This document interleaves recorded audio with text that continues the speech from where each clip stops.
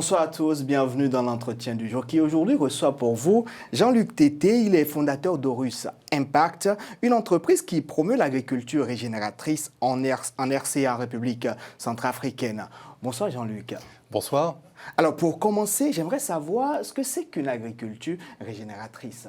Alors l'agriculture régénératrice, en fait, c'est un mode de production qui s'appuie sur des savoirs anciens, mais qui les a développés. En fait, le principe, c'est de changer de perspective.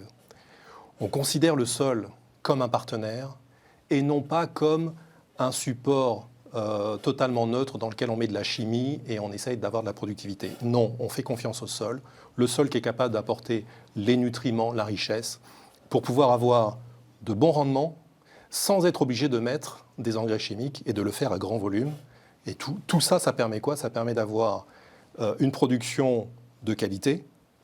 Et de préserver aussi le sol. Et de préserver le sol de qualité. On préserve le sol et ça permet d'avoir de la production alimentaire à des coûts abordables. Parce que les coûts de production au total, une fois qu'on a peu d'engrais, sont extrêmement bas. Cette technique, quand même, un sol a besoin quand même d'apport. On a, depuis un certain nombre d'années, l'industrie, les scientifiques ont créé des engrais chimiques pour pouvoir aider le sol à mieux apporter des nutriments aux semences. Oui, alors pour pouvoir aider le sol, en fait, dans l'approche aujourd'hui du conventionnel, c'est pour se substituer à ce que le sol est capable de faire. En fait, nous, on accompagne le sol. Concrètement, oui, quand on a besoin d'engrais chimiques, on en met un peu. Mais en fait, tout le travail est en amont. Par exemple, on ne fait pas de labour. Donc on préserve toute la richesse du sol au lieu de l'éradiquer par un labour profond. Donc on garde la richesse du sol. Deuxième point, on fait ce qu'on appelle les cultures associées. Donc typiquement, quand vous mettez une légumineuse, ça fixe l'azote dans le sol. Derrière, vous mettez un maïs qui a besoin d'azote, et bien vous gagnez deux fois parce que vous n'avez pas besoin de rajouter de l'engrais chimique d'azote dans le maïs et vous avez les bénéfices qu'apporterait cet engrais sans avoir à le payer. Et puis, on y associe également donc un couvert végétal permanent. Il faut que le sol soit en permanence couvert de biomasse pour pouvoir le préserver. Et dans notre cas particulier, on y rajoute une composante qui est extrêmement importante, en particulier dans les moments actuels de changement climatique, c'est une dimension agroforesterie et reforestation. Qu'est-ce que ça veut dire de manière plus explicite? Donc en fait, on associe de la production alimentaire en même temps qu'on reconstitue les forêts et on reforeste en fait. Et on tire les bénéfices de cette forêt en commercialisant les fruits de cette forêt. Et c'est ce qu'on appelle de l'agroforesterie. À part ça, quels sont les bénéfices que le pays, que la terre centrafricaine tire de cette technique, nouvelle technique d'agriculture, qui n'est pas aussi nouvelle que ça, puisque vous avez dit que c'est une ancienne technique? Exactement, c'est une technique que l'on modernise et que l'on développe aujourd'hui. Les avantages, ils sont absolument clairs. Ça permet d'avoir une production à très fort volume pour répondre à la pénurie alimentaire aujourd'hui. Aujourd'hui, en Centrafrique par exemple, on a plus de 2 millions de personnes en situation de pénurie alimentaire sévère. Donc ça permet d'avoir une production locale en préservant les sols et en arrêtant la déforestation. Horus est implanté en RCA. Depuis quand vous y êtes et quelles sont les activités que vous y menez, à part l'agriculture?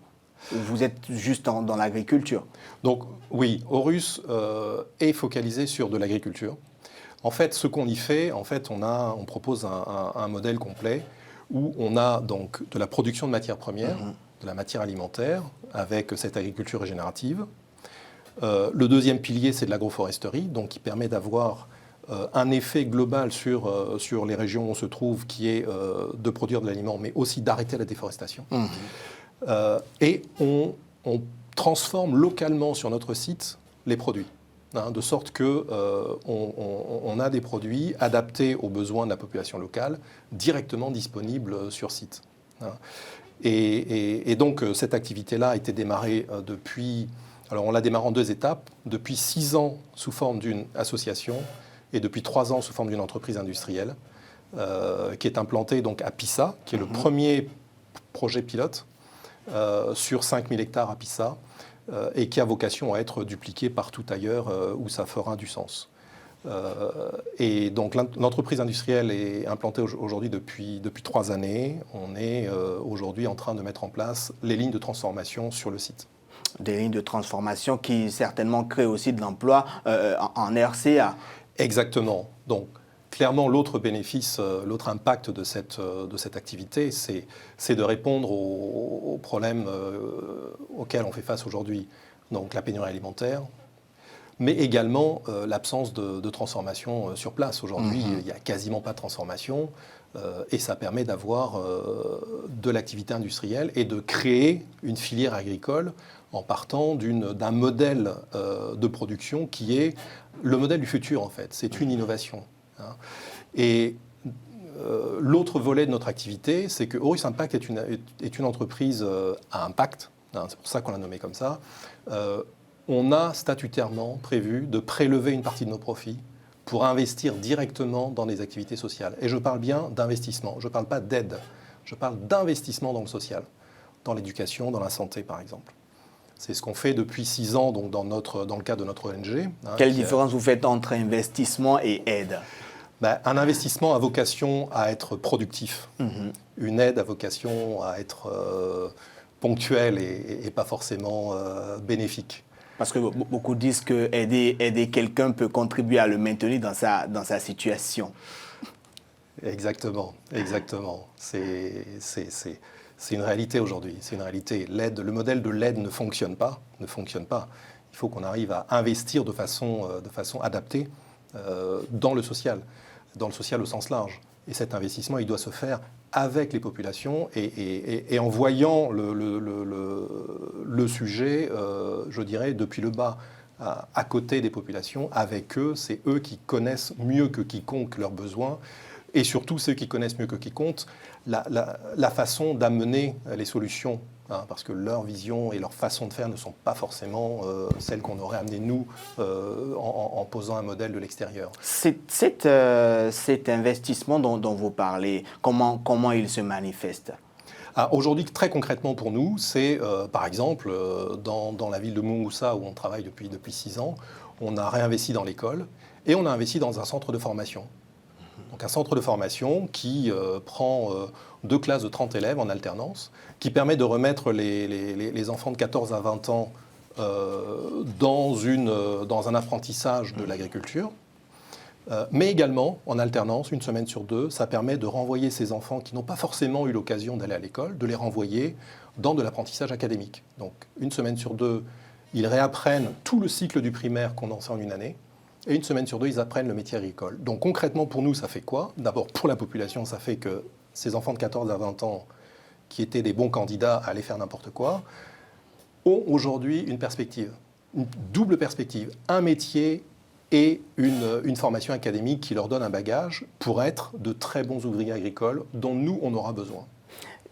On voit clairement votre vision pour une Afrique qui base son développement économique sur l'agriculture. Oui, pas que sur l'agriculture, oui, et sur l'innovation.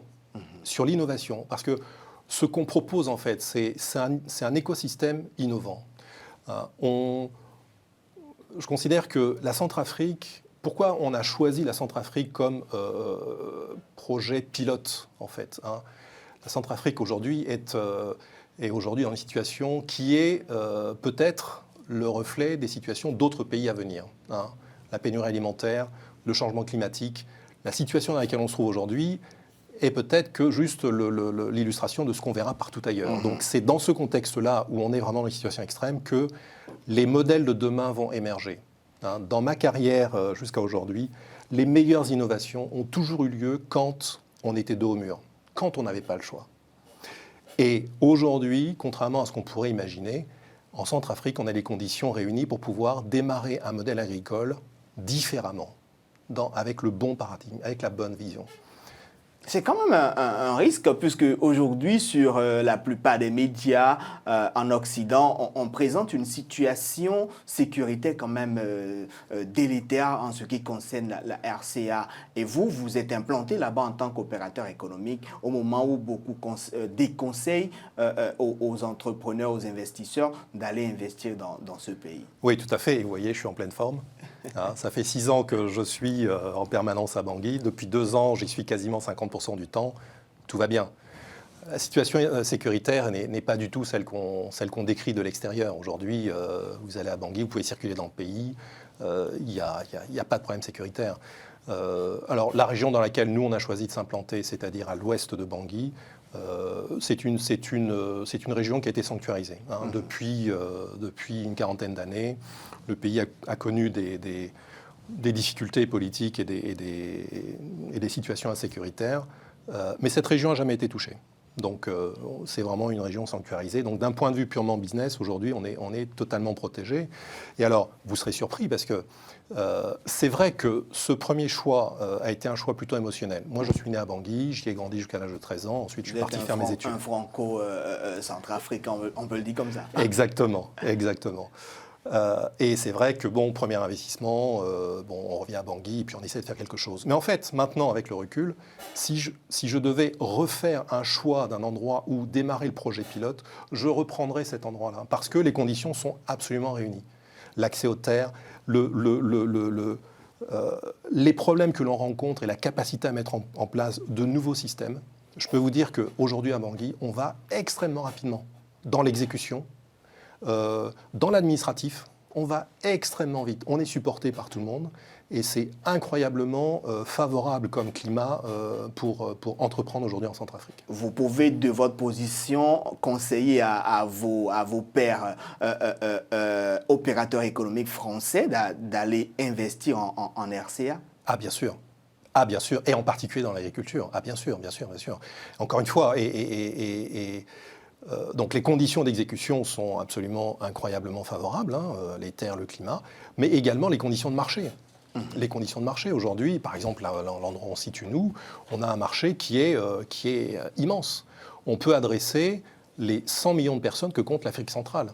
Hein, la position de l'endroit où on se trouve est absolument stratégique. On est à 1h30 de barge de la mégalopole Brazzaville-Kinshasa, 25 millions d'habitants. Les conditions de marché sont absolument exceptionnelles. Et les conditions d'exécution, contrairement à ce qu'on pourrait penser, les choses vont extrêmement vite quand on a les bonnes équipes et bien impliquées. Jean-Luc Tété, je rappelle que vous êtes le fondateur de Horus Impact et avec vous, nous avons parlé de ce projet PISA que vous implémentez en RCA et que vous aimeriez bien implémenter dans d'autres pays d'Afrique. Merci d'avoir accepté notre invitation. Merci beaucoup. Chers téléspectateurs, c'est tout pour cet entretien du jour. Merci de nous avoir suivis et rendez-vous à la prochaine.